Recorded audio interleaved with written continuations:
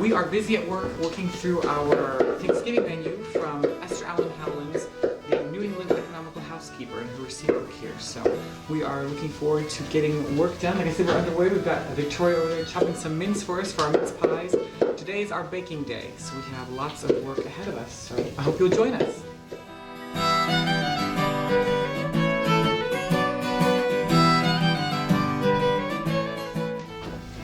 Alright, so right now I'm finishing up mashing some potatoes. We're going to be using those in our bread a little later on. It's going to give the bread a nice sort of fluffiness and nice moisture to it. We have to start with our bread. It's baking day, of course. So we're starting with breads and other things like that, getting them ready to go in the oven. Because unlike your oven at home, there's a certain order that things have to go in the oven. Victoria, do you want to talk a little bit about the ovens? Victoria is our resident oven expert, so you could share a little about what goes in the oven when. Of course, so we're going to be heating up the bake oven behind me in just a minute. And what we'll do is we'll burn it for a couple hours, take the fire out, and then use the residual heat to actually do the cooking. Which means we have to bake the things that like the highest heat first and work down to the things that like lower heat. So we're going to start with the double crusted pies we're going to make today, things like our mincemeat pie and our apple pie. Then we'll bake our nice dense breads like that rye one. Because we're not doing a lot, we're going to actually have to sort of piggyback things on each other. So before that dense bread's all the way finished, we'll slide in our lighter breads, like our wheat flour bread with the potato. And then once those things are done and the oven's a bit cooler, we can put in custards or things that we worry might scramble. So things like a pumpkin pie or custard pie will go in the oven last. Last night was spent going through all of our receipts and thinking, okay, we can do this one first. No, we have to do this one first. No, we have to get this one before that one, and this one after this one. So it was a bit of work, but we've got it ready for us today. I think we'll be going on quite well. So. Really excited to be doing all of our baking.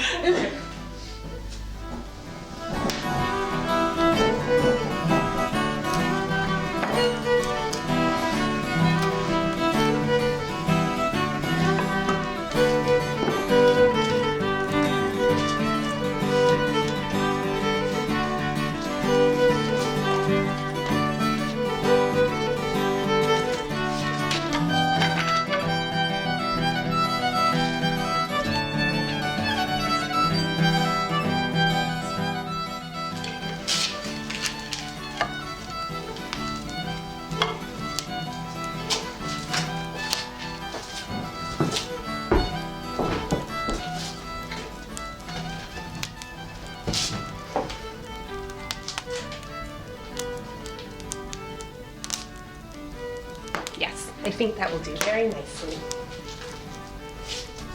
All right, so I'm busy working on our pie paste today that we're going to use for the multitude of pies that we're making. So pies are interesting things in history. So for a lot of history, they were actually a means of preserving food. The case wasn't necessarily eaten, it was more just something that people would pack up their meats and things in, bake it, and they would keep the meat and things fresh for a good long time. This isn't really the point of the pie today, so by the 1830s and 40s, we're seeing more and more pies as sort of a sweet thing that you're intended to eat the whole crust and everything as well. So what I've done here, I've got a ratio of flour and butter mixed together. Now Sarah always makes fun of me because I use my hands to mix the butter in, but I have cold hands. I always have, and my mother has as well, so I can get by with it. If you have particularly warm hands, you want to use a knife or something. But I've got a ratio here of 3 cups of flour to 1 cup of butter. And so what I'm doing is I'm working that in here, so it's a 3-to-1 ratio if you like. I'm kind of kneading that together like this to get just little flakes of butter in there, getting it worked into the flour. You don't want to work it all the way in, because if you do that, then your pastry won't be very short. It won't have a nice flake to it. I want little pieces of butter left, but also some that are worked quite well in. We're almost there. It kind of has a sandy texture to it, I think. And the butter starts to change color. A good way to see if it's quite ready is you can take a handful of it and squeeze it together and it'll stay, then you know you're about ready. So since we're there, I'm going to start adding water. People are so intimidated by pie crust, but I think it's a pretty easy thing. I don't think it's that bad. There's a sort of a lore about it that people get nervous about.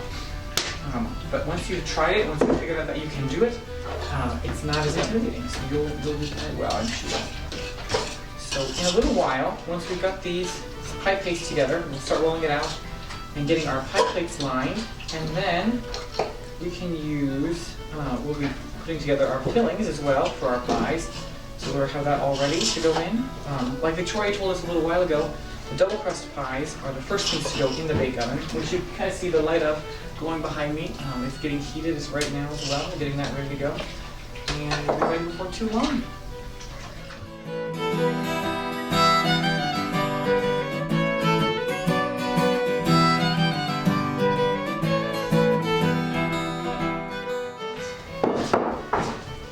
It's fun to do sort of fancy cooking, you know, thinking about like the expense we're making by using the sugar and the white flour and things like that. It's that time of year though. Exactly. It's celebration time. Special.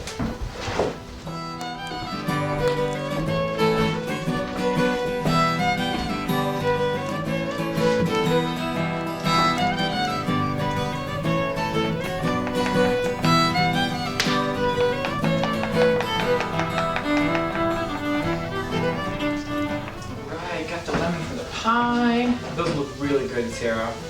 Do you have a grater for the lemon? I do. Would you prefer round grater or would you prefer this one that's made out of an old lantern? I think the choice is obviously old lantern. That's fantastic.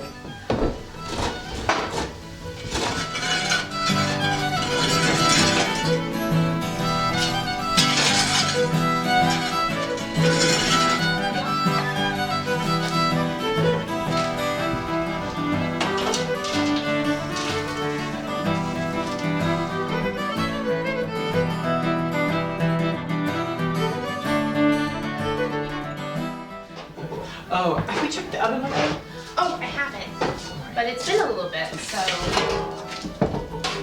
let's see.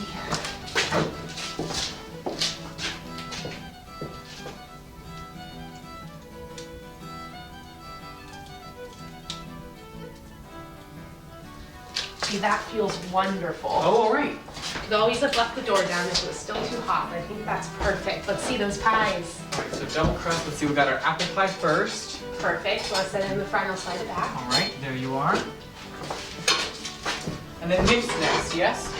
Yes, that's what I'm most excited for. Yes, I think it turned out quite well. I'm very pleased with it. Oh, I love the way you decorated Thank it. you. I think the little twists are nice. And we had literally just the right amount in there, so. Couldn't have planned it better. And I don't know about you, I like using the peel to sort of Yeah. slide them back. You don't have to fight the bricks so much. There you are. We're well on our way. All right, I think there's some things I need to tidy up here. Just a couple.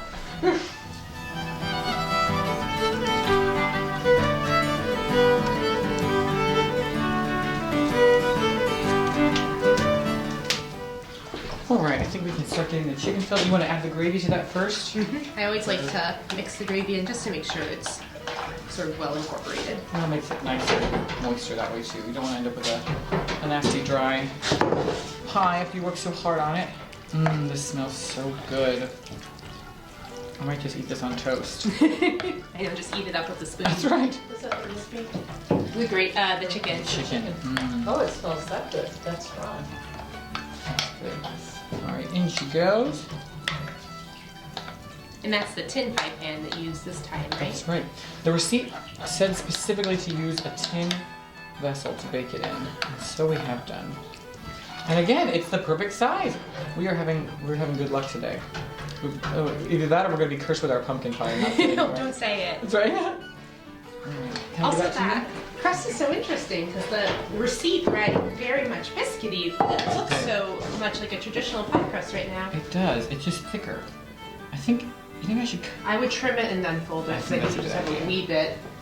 wee bit too much to fold over. Like so. Oh, here, too much short blade. Oh, that's fine. Yes, thank you. I'll That's be good, interested sir. to see if it like really kind of puffs and rises as it cooks, I or know. It's an interesting recipe. I'm interested to see exactly what happens with it as well.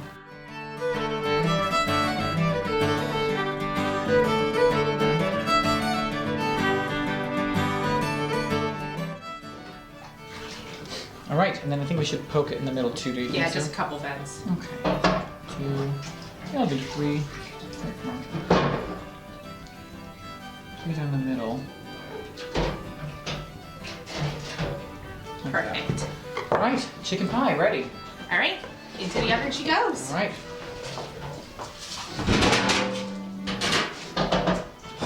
Set it for you? Yep. There you are.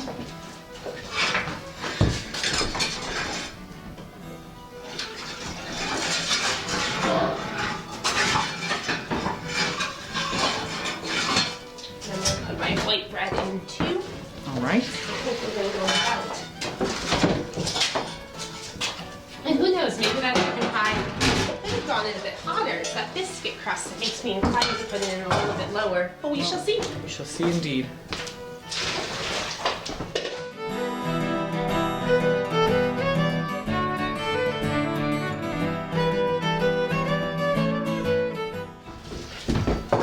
Right, I think it's time to start the quintessential Thanksgiving dish, other than turkey, is our pumpkin pie. So we've got some milk scalding down there, and I think actually because we had a little extra and we wanted it to be a little fancy, we're using cream instead of just milk.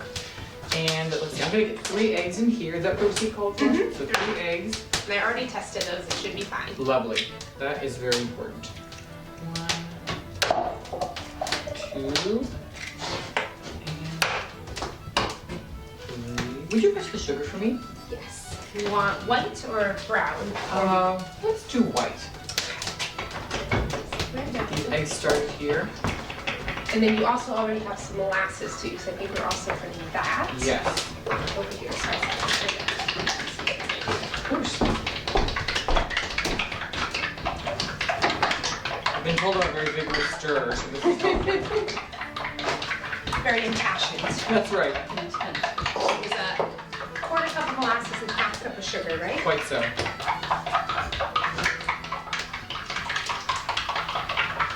Let me know when you're ready. I am ready.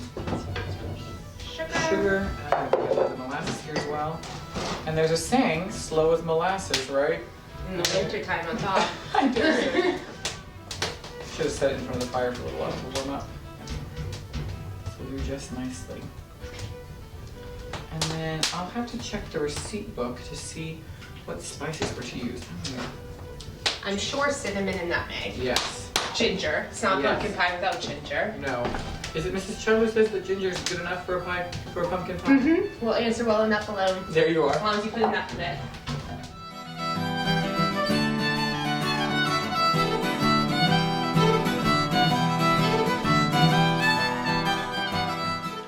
I'm gonna add the pumpkin now. 2 cups. This is gonna be a very full pie.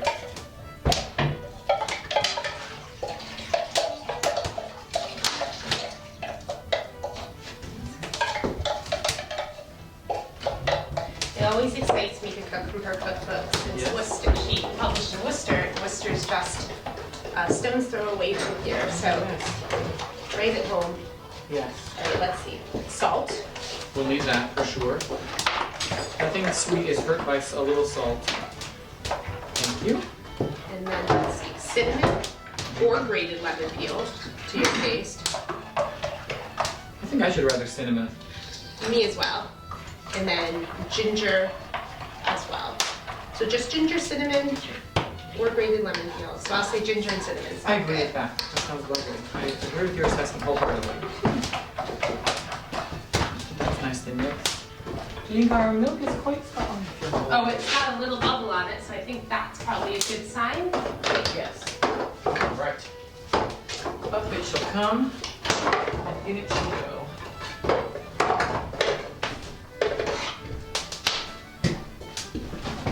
Ginger. I think that's maybe 2 pies worth. I should say so. Well, we can cook the first one as a pie, and then the extra we can cook as a pudding. Oh, it's fine by me. Ginger. That's a great idea, actually.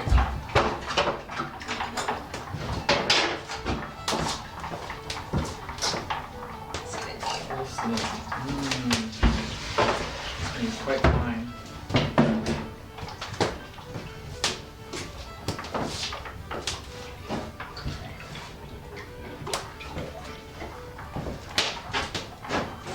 Yeah, that's a pretty nice deep pie plate. We might be able to get most of it.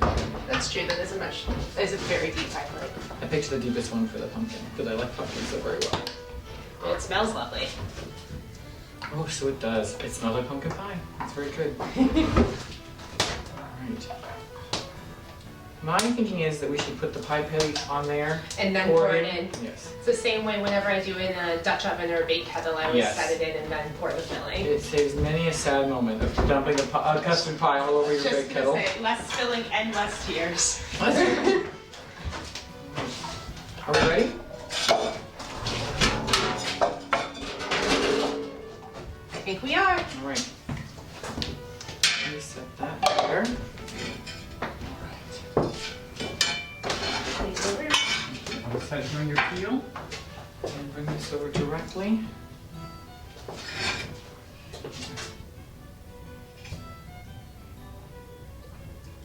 And the double crusteds are looking nice, but I feel like they could get a little bit more Little color. I think it will slosh when I take it off otherwise. There. Oh, it sloshed anyway. Did it?